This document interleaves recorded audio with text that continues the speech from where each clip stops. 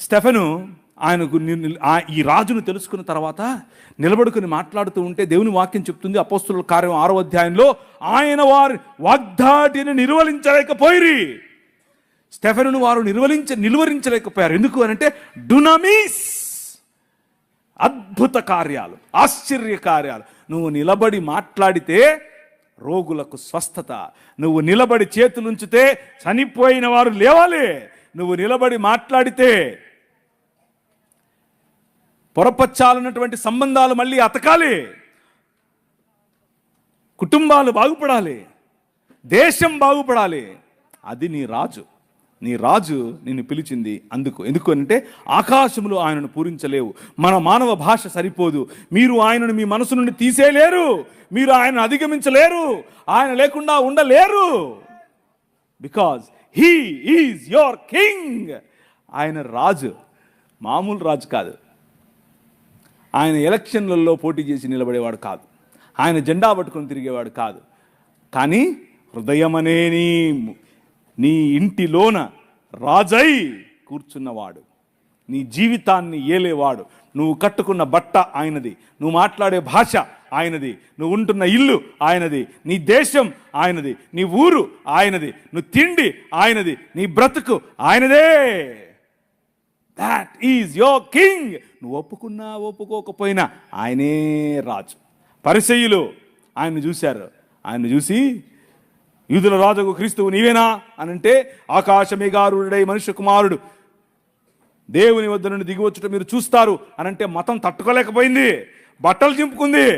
ఎందుకు అనంటే మనుష్యత్వాన్ని, నేను చెప్పాను మీకు, నిజమైన మనుష్యత్వాన్ని చూసినప్పుడు, నిజమైన దేవుని కుమారత్వాన్ని చూసినప్పుడు, నిజమైన దేవుని కుమారుడు బ్రతికే బ్రతుకును చూసినప్పుడు మతం తట్టుకోలేదు, బట్టలు చింపుకుంటుంది, బట్టలు చింపుకుంది. కానీ ఈ రాజు, నీ రాజు, ఆయన పరిసయ్యులు ఆయనను నిలువరించలేకపోయారు. పిలాతు ఆయనలో ఎటువంటి తప్పు కనుక్కోలేకపోయాడు. హేరోదు ఆయనను చంపలేకపోయాడు. మరణం ఆయనను బంధించలేకపోయింది. సమాధి ఆయనను కట్టి పడేయలేకపోయింది. 3వ దినమున ఆయన సమాధిని గెలిచి లేచాడు. That is your king. అర్థమవుతుందా? ఏం చెప్పాలి? నాకు సరిపోవట్లేదు నా భాష ఈ రాజు గురించి చెప్పడానికి.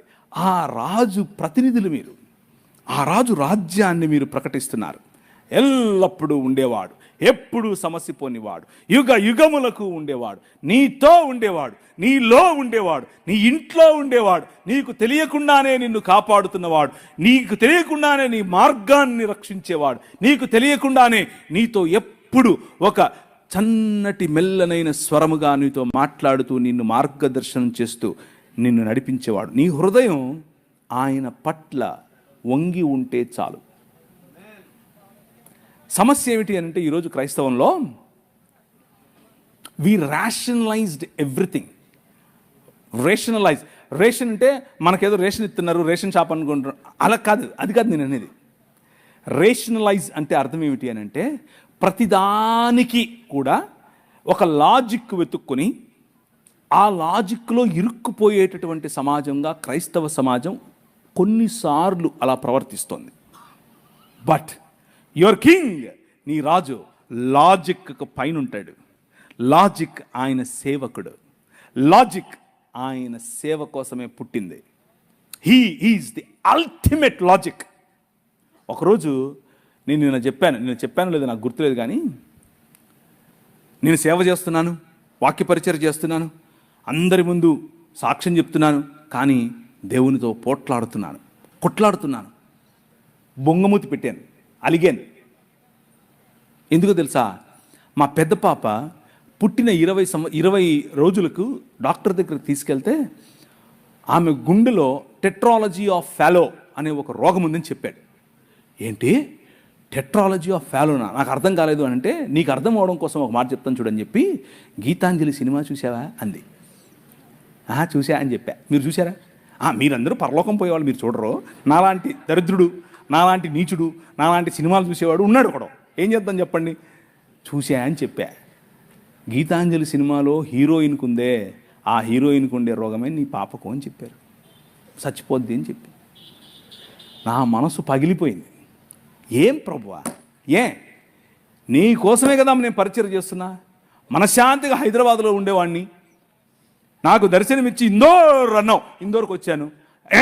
ఈమెను పెళ్లి చేసుకో అన్నావు, నా పాస్టర్ కూతుర్ని చేసుకున్నాను. నా భాష కాదు, నా కులం కాదు, నా మతం కాదు, నా ప్రజలు కాదు, నా భాష ఏది కాదు, నా సంస్కృతి కాదు, చేసుకోమంటే చేసుకుంటుని. నా కోసం పరిచయం చేయను. బిలాలా, కోర్కు, గోండు ఇలాంటి తెగల మధ్యలో పనిచేయమన్నావు, చేశాను. ముస్లింలు వచ్చి చిరుతప్పులలాగా పడుతున్నారు, కానీ నువ్వేమన్నావు? కానిరా, నీకోసం నేనున్నా, కొట్టు అన్నావు. నేను అధ్యయనం చేశాను, అధ్యయనం చేసి నీకోసం నిలబడ్డాను. నీకోసం నేను ఇంత చేస్తే నా బిడ్డకు నువ్వు ఇలా చేస్తావా? మీలో ఉందా ఈ ప్రశ్న కూర్చున్న వాళ్ళల్లో? ఏం ప్రభా, నీకోసం ఇంత నేను భక్తిగా జీవిస్తూ ఉంటే నాకెందుకు ఈ కష్టాలు? నాకే ఎందుకు నా మొగుడు ఎప్పుడు తాగుతూ ఉంటాడు? ఎందుకు నా భార్య ఎప్పుడు నా మీద సరుగుతూ ఉంటుంది? ఎందుకు నా పిల్లలు నా మాట వినరు? ఎందుకు నా ఆర్థిక ఇబ్బంది నాకే ఎందుకు? ఉందా ఈ ప్రశ్న మీలో? నేను ఆ ప్రశ్న గుండానే వెళ్ళా. హబక్కూకు గ్రంథంలో హబక్కూకు మఠం వేసుకొని గోపురం ఎక్కుతాడు, గోపురం ఎక్కి కూర్చుంటాడు. నువ్వు నాకు చెప్పాల్సిందే, నేను వదలను. ఎందుకని? ఈ అవినీతి పరులు వచ్చి మాకు తీర్పు తీర్చడం ఏంటి? మేము నీ పిల్లలం కదా అంటూ మఠం వేసుకుని కూర్చుంటాడు. ప్రభు అంటున్నాడు, అన్యాయము చేసేవారి యొక్క తలలపైన ఈటలు దించడానికి నేను బయలుదేరాను. చూస్తూ ఉండు, సంవత్సరములు గడిచిపోతూ ఉంటాయి, కానీ నా కార్యము నూతన పరుస్తూ ఉంటుంది. సమస్తాన్ని నూతనం చేయటానికి నీ రాజు బయలుదేరాడు. ఆ మాట మాట్లాడాడు నాతో. ఒకరోజు ఆమెను ఆ డాక్టర్కు చూపించుకుని, డాక్టర్ ఈ మాట చెప్పిన తర్వాత నేను నా భార్య, నాకు అప్పట్లో ఒక పాడైన దాన్ని ఏమంటారు, తుపారి కారు ఒకటి ఉండేది. అది చెత్త, అది కారు కాదు, అది. దాంట్లో వస్తున్నాను సైడ్లో ఆపి, తట్టుకోలేక లోపలున్న ఈ కోపం, లోపలున్న ఈ దాన్ని ఏమంటారు, పగిలిపోతుంది లావాలాగా. బయటకు వచ్చి గట్టిగా అరుస్తున్నా, ప్రభు వైపు చూస్తున్నా. ఓయ్, ఎందుకు? నాకే ఎందుకు? ఏడుస్తున్నా, కళ్ళలో నీళ్ళు కారిపోతున్నాయి. అందరూ, ట్రాఫిక్ అందరూ చూస్తున్నారు. ఇలా ఏంటి పిచ్చి పట్టిందా అని. ప్రవక్తల జీవితాల్లో ఇలాంటివి ఎన్నో జరిగాయి. హబక్కూకు జీవితంలో ఇదే జరిగింది. మఠం వేసుకుని మిద్దెక్కి కూర్చున్నాడు. ఏ ప్రభువా, ఈ అలిగేషన్ నాకే ఎందుకు? నేనేమి చేయలేదే ఆ అమ్మాయిని. ఊరికే నా మీద కేసు పెట్టింది, ఊరికే నా మీద ఇలా అవాకులు చవాకులు. ఎందుకు ఇది? నో, అగ్నిలో పుటము వేసి తీసినట్టు బంగారము వలె నిన్ను బయటకు తీస్తానన్నాడు. ఆయన తీశాడు. హల్లెలూయా, ఆయన తీశాడు. నీ కింగ్, నీ రాజు. నువ్వు చేయాల్సిన పని ఏంటంటే, అలుగు, కొట్లాడు, పర్వాలేదు. ఎందుకంటే ఆయన నీ నాయన, మీ నాయన, నీ తండ్రి. ప్రియులారో, దేవుని యొక్క కృపారమైనటువంటి కృప అంత అక్కర్లేదు. నాయనా ఏంటిది అను చాలు. నువ్వు గొప్ప గొప్ప ఫ్లవరీ లాంగ్వేజ్ మాట్లాడక్కర్లేదు. ఆయనకు అదంతా అవసరం లేదు. నువ్వు పల్టీలు కొడితే, నువ్వు ఉపవాసం ఉంటే, నువ్వు ఏదో చేస్తే ఆయన నీకు ఇస్తాడు. నేను కొట్లాడే ఆయనతో. ఎందుకు? నా బిడ్డకి ఎందుకు? ఆయన అన్నాడు, ఒరే, ఒక ప్రశ్న వేసాడు. ఒరే, నీ బిడ్డ అనుకుంటున్నావా? నా బిడ్డ కాదా అన్నాడు. కళ్ళు అలా కారిపోయాయి అంతే. నా బిడ్డ కాదా? పట్టతల మొహోడా, నువ్వేం ప్రేమించావురా నీ బిడ్డని? ఐ యామ్ ద కింగ్ అన్నాడు. నేను రా రాజు, నేను చూసుకుంటా ఆ పాపను అన్నాడు. సంవత్సరం లోపల కంప్లీట్ కరెక్షన్. నారాయణ హృదయాలయాలో తీసుకెళ్తే కంప్లీట్ కరెక్షన్. మిగిలిన పిల్లలు ఎలా ఉన్నారో అలాగే నా పిల్ల ఎదిగింది, నా పాప ఎదిగింది, పెరిగింది. ఇప్పుడు 17 సంవత్సరాలు. ఈ ఏప్రిల్లో బైబిల్ కాలేజ్ అమెరికాలో వెళ్తుంది. ఎందుకు తెలుసా? My king he still lives today. ఆయన ఇంకా బ్రతుకున్నాడు.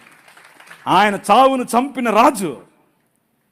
నేను అలిగినప్పుడు, నేను గొనిగినప్పుడు, నేను ఆయనకు వ్యతిరేకంగా ఆలోచించినప్పుడు, నాకే ఎందుకు చేశావు అన్నప్పుడు, అసలు నేను ఇవన్నీ ఎందుకు చెప్తానో నాకు తెలియదు. నేను ప్రిపేర్ అయ్యి వచ్చింది ఒకటి, మీకు చెప్పేది ఒకటి. కానీ ఎందుకో చెప్తున్నా వినండి.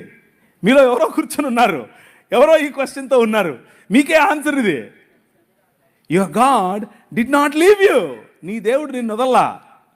నీ భర్త ఇంకా సనాతనంలోనే ఉంటూ నిన్ను బొట్టు పెట్టుకో, నువ్వు అజ్జేయి, నువ్వు ఇజ్జేయి అని నిన్ను పెస్టర్ చేస్తున్నాడా? నువ్వు అలక్కు, నువ్వు దేవునితో కొట్లాడు, పర్వాలేదు. కానీ నీ రాజు నిన్ను చూస్తున్నాడు. ఆయన సమస్తాన్ని నూతనపరుస్తున్నాడు. నీ కుటుంబం నూతనపరచబడబోతోంది, నీ శరీరం నూతనపరచబడబోతోంది, నీ జీవితం నూతనపరచబడబోతోంది. ఎందుకు నేను చెప్తున్నానని కాదు, నో, నేనేంటి, నేనెవరు అసలు, అందుకు కాదు. నీ రాజు, యువర్ కింగ్ లివ్స్ టుడే. ఆ రాజు చెప్తున్నాడు, ఆయనతో అలీజియన్స్, ఆ రాజ్యంలో నీ పౌరసత్వం, ఆ రాజ్యంలో నువ్వు ఆయన పట్ల నీకు ఉండాల్సిన నిబద్ధత ఉంటే చాలు. నీ నిబద్ధత ఉంటే ఆయన హీ స్టిల్ విత్ యూ. పురాతన కాలం మొదలుకొని శాశ్వత కాలము తన ప్రత్యక్షతను చూపిస్తూ వస్తున్నటువంటి రాజు, నీ రాజు. ఈరోజు నీకు ప్రత్యక్షత కావాలంటే అడిగి చూడు, రేషనలైజ్ చేయకు. Supernatural involvement of God, అభౌతికమైనటువంటి తన ప్రత్యక్షత, అభౌతికమైనటువంటి తన ప్రమేయం నీ జీవితంలో ఈరోజు ఇప్పుడు అవకాశం ఉంది నీకు. జస్ట్ ఆయన్ని ఆహ్వానించు, ఆవాహయామి అను, వస్తాడు. ఆ రోజు, ఒకరోజు నేను ప్రభువుని తెలుసుకోకముందు ఒకడిని, నా స్నేహితుడే, నాతో కలిసి తిరిగినోడే, మా అన్న మీద కత్తి విసిరేశాడు అని చెప్పి వాడిని కొట్టి చంపేశా. మర్డర్, చంపేసి పొదల్లో పడేసి వెళ్ళిపోయా. వాడు చావాలా, నేను బతికా. లేకపోతే నేను జైల్లో ఉండేవాడిని, కడప సెంట్రల్ జైల్లో, రాజమండ్రి సెంట్రల్ జైల్లో. వాడు బతికాడు. మా అక్క నాకు కాంప్రమైజ్ చేసింది వాడితో. ఆ రోజు ఒక సన్నని మెల్లని స్వరం, ఈ ఊరు విడిచిపెట్టి వెళ్ళిపోను, నువ్వు వెళ్ళిపోయి వేరే ఊర్లో వెళ్ళు అన్నాడు. నాకు ఎవరో తెలీదు, నేను ఎందుకు వింటున్నానో తెలీదు. బస్టాండ్కి వెళ్ళాను. బస్టాండ్కి వెళ్ళి టికెట్ కొనుక్కుంటూ తిరుపతి అన్న టికెట్ కొనుక్కోకుండా హైదరాబాద్ను కొనుక్కున్నాను. ఎందుకు కొనుక్కున్నాను నాకు తెలియదు. హైదరాబాద్లో ఎవరు లేరు నాకు తెలిసిన వాళ్ళు. హైదరాబాద్ వెళ్ళిపోయా. పొద్దున్నే లేచి దిగితే బస్సు ఆగింది, డీలక్స్ బస్సు. ఆ రోజుల్లో డీలక్స్ బస్సులు ఉండేవి. దిగా, ఎక్కడికి వెళ్ళాలో తెలీదు. ఒక ప్రాంతానికి ఆయనే నన్ను నడిపించాడు. భయంకరమైన గంజాయి, భయంకరమైన దాన్ని ఏమంటారు, మత్తులో ఉండేవాడిని ఎప్పుడంతే. అలాంటి వాడిని నన్ను పట్టుకుని ప్రభు మార్చాడు, నా జీవితాన్ని మార్చేశాడు. నన్ను చూస్తే మా ఇంట్లో వాళ్ళకు కంపరం, నన్ను చూస్తే మా ఇంట్లో వాళ్ళకు దాన్ని ఏమంటారు, ఒక రకమైనటువంటి జుగుప్స. ఎట్లా పుట్లేవరో నా కడుపు నువ్వు అనుకునే మా అమ్మ కనీసం ఈరోజు సిగ్గుపడదు నన్ను చూసి. ఎందుకో తెలుసా? Your king lives today.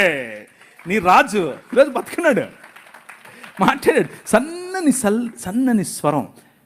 నీకు వినిపిస్తుందా? ఆ స్వరం నీకు వినిపిస్తుందా? నాతో మాట్లాడాడు ఒకరోజు. You are the light of the world అని చెప్పాడు. నువ్వు ఈ ప్రపంచానికి, ఈ లోకమునకు వెలుగు అన్నాడు. నేను వెలుగేంటి, నా దగ్గర ఎప్పుడు వెలుగుంటుంది అన్నాను నేను. But that king transformed my life.